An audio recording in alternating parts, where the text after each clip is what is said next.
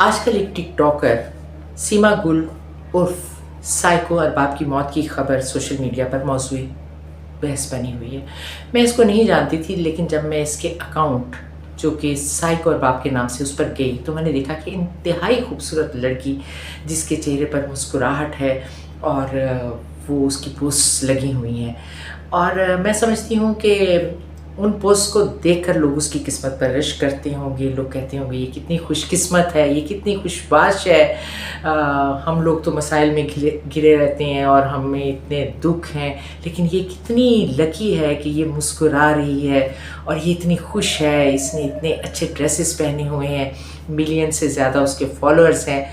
तो वो जो रश करते थे उसकी किस्मत पर, जब उन्होंने उसकी मौत की खबर सुनी तो वो सारी हैरत ज़दा रह गए। अब कोई कह रहा था जी उसको कत्ल कर दिया गया, किसी ने कहा नहीं जी वो किसी डांस पार्टी में उसने ज़रूरत से ज़्यादा मनशियात का इस्तेमाल कर लिया। जितने मुँह उतनी ही बातें। लेकिन हकीकत तो ये है कि वो अपने कमरे में मुर्दा पाई गई थी और उसने ज़रूरत से ज़्यादा स्लीपिंग पिल्स यानी नींद की गोलियां खाकर अपनी ज़िंदगी का ख़ात्मा कर लिया।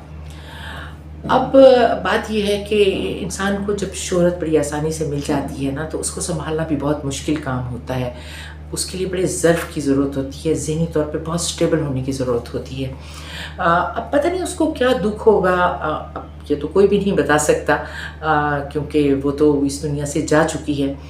लेकिन हकीकत यही है कि उसने सुसाइड की, उसका मर्डर नहीं हुआ।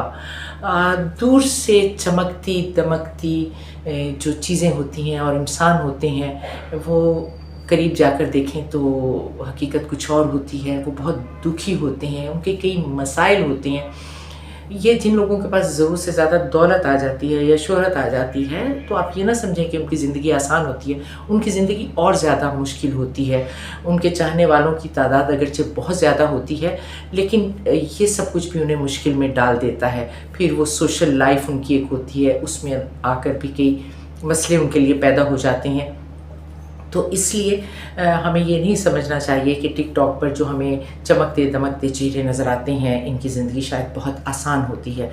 तो ये साइको अरबाब या सीमा गुल, इसकी ज़िंदगी भी एक इसी तरह की ज़िंदगी थी कि जिसमें जो एक मुअम्मा है, उसकी मौत तो अब एक मुअम्मा है, लेकिन उसकी ज़िंदगी में वो कौन से दुख थे या वो कौन से साइकोलॉजिकल डिसऑर्डर थे जिसकी वजह से उसने खुदकुशी की, इसके बारे में तो अभी कुछ नहीं कहा जा सकता। हाँ, अगर उसकी हिस्ट्री का पता चल जाए या उसकी फैमिली के कुछ अफराद जो हैं उसके बारे में, उसके हालात के बारे में तफसील से बता सकें, या उसके जो ज़ाती मोबाइल है उससे देखकर कुछ अंदाज़ा लगाया जा सके, तो वो एक अलग बात है। लेकिन अभी तक ये सब कुछ नहीं पता चल सका। बस यही पता चला है कि उसने खुदकुशी कर ली।